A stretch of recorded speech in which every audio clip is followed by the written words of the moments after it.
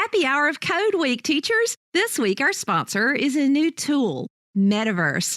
I'm using this tool in my classroom for my students to program in augmented reality and also to do augmented reality breakout boxes. Stay tuned at the end of the show to learn more about this free tool. Teaching history with simulations and game-based learning. Episode 203. The 10-Minute Teacher Podcast with Vicki Davis. Every weekday, you'll learn powerful, practical ways to be a more remarkable teacher today. Today, we're talking with David Harms, high school world history teacher from Iowa. Now, David, you create interactive history simulations. Tell us about what you do. Well, I developed some history simulations, World War I, World War II, Cold War, Civil War, and we basically give students a country to run, and we give them some objectives that they have to follow to keep it within, the context of history. But then they really have the options of making choices based on their objectives to try to work their way through diplomacy, strategy for war, negotiations. There's just really a lot of things going on all at once. Now, is this a computer simulation or is it just an in-class simulation? It's kind of both. We have online platforms with our lesson plans as a subscription service, and teachers use those to manage the simulation. But the student interaction with each other is really what the big thing is, because that's where you get a lot of your critical thinking going on. By them making their own decisions and interacting, it's different every time. It doesn't necessarily have to end up the way the war ended up, but along the way, they become so interested that they want to know what happened and why. So the subscriptions, is this something that you wrote or something you subscribe to? No, this is something that I paid a programmer to develop for me, because the way we used to do it was with a Word document that I drew the countries on, and we used a spreadsheet with that. And now with the online platform, kids get a readable map, a read-only map on their computers if they want, at home or wherever, anywhere in the world if they have the link, I guess.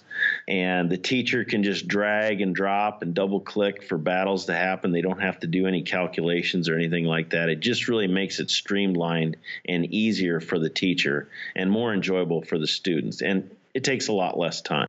Okay, so tell us what you're doing right now in one of your classes with a simulation. Describe what's happening in class.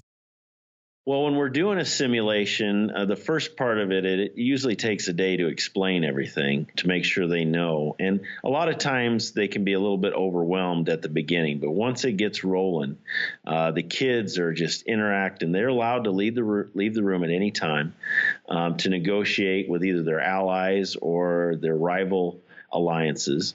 Kids are constantly meeting with each other. We've got substantive conversations going on. And the thing is, it doesn't end in the classroom. A lot of the strategizing and the deal making goes on at lunch.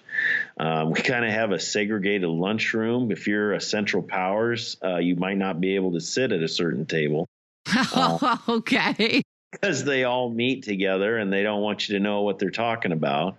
It kind of spills over to the entire schools kind of watching it online, and it's very engaging. It doesn't end when the class ends. It kind of keeps going.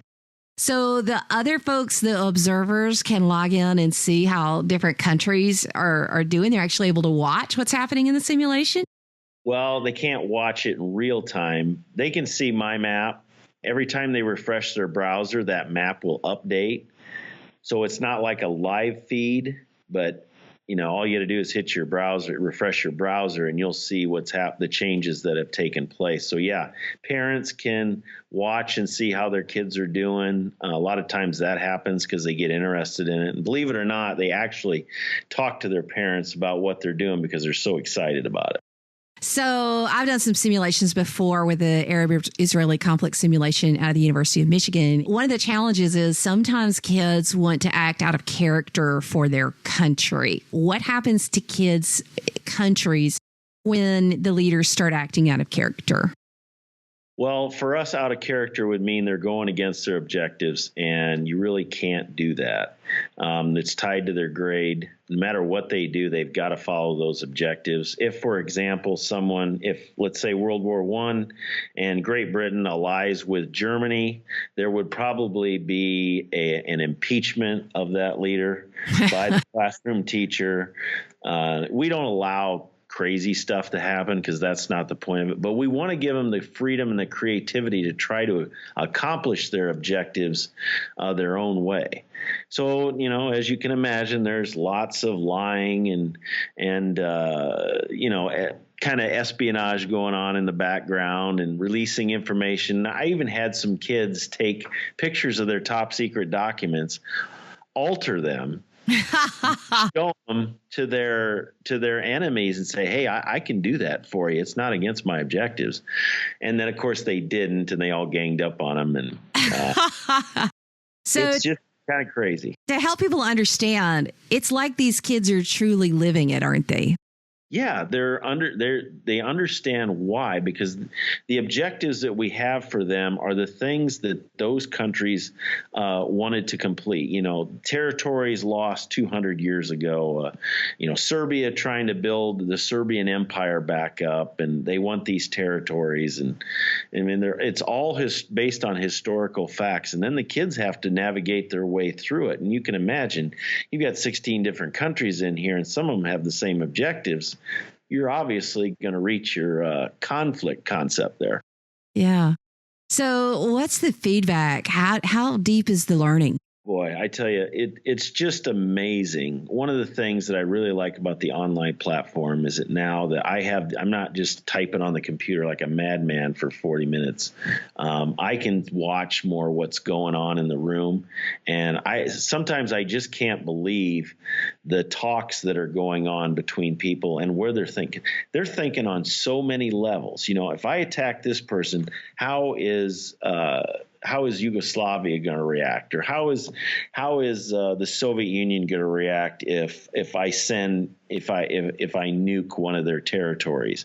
It's just amazing because it heightens their interest in learning what actually happened, because they're always comparing what they did to what really happened in history. I can imagine that the conversations would be really, really deep and multifaceted when you talk about war rather than a disconnected type thing. Do they really feel an identification with those who went through it? Oh my gosh, their country, they become their country. Yeah. I've had people get upset and storm out of the room, and it's an emotional thing. Yeah, very much. When they attack their country, or they will break a treaty or something, because you can't hold anybody to a treaty. If they want to break it, they can break it. And they feel very betrayed by that, like they were the country. It's really amazing. The emotional connection is what makes it really run, because it's not like, oh, I don't care, this is no big deal. It's like, yeah, this is my country. I don't want to lose my whole army. Yeah. They want to stay in the game. So I'm just amazed that you have built it for all of these experiences, because, I've just taught it with one, and my nephew and niece are twins, and one was the head of Israel and the other one was the head of Iran. And they literally barely talked for 6 weeks because they were so into the game. It's hard for me to comprehend, David, how much work it's been, because you've built it. Tell us all of the conflicts that you've built simulations for. Well, I have the American Civil War. I have World War I. I have World War II. I have the Cold War. I have this one's not online, but I have an imperialism simulation that we do as well. That's really the first one that we do. And that one is kind of interesting, because you're juggling markets and industrial production and natural resources, and you're also taking over African and Asian countries to try to get those resources and increase. And the kids develop a sense of, okay, these things are all related. You can't produce 800 million widgets and have a market that can only handle 200 million. There's no point to that. So, David, teachers are going to want to know how to either find these, connect with you. We will put in the show notes, your handles and all that sort of thing. But is there a website?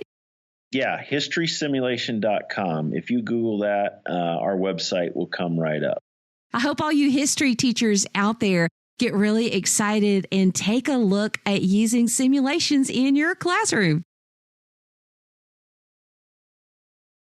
Metaverse is an augmented reality tool that my students are using to program. It's simple and free too. But many teachers are using Metaverse as augmented reality breakout EDU activities. These breakout activities are already made and ready for your students to experience.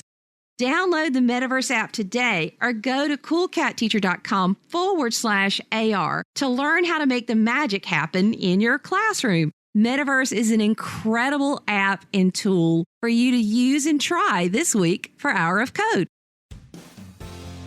Thank you for listening to the 10-Minute Teacher Podcast. You can download the show notes and see the archive at coolcatteacher.com/podcast. Never stop learning.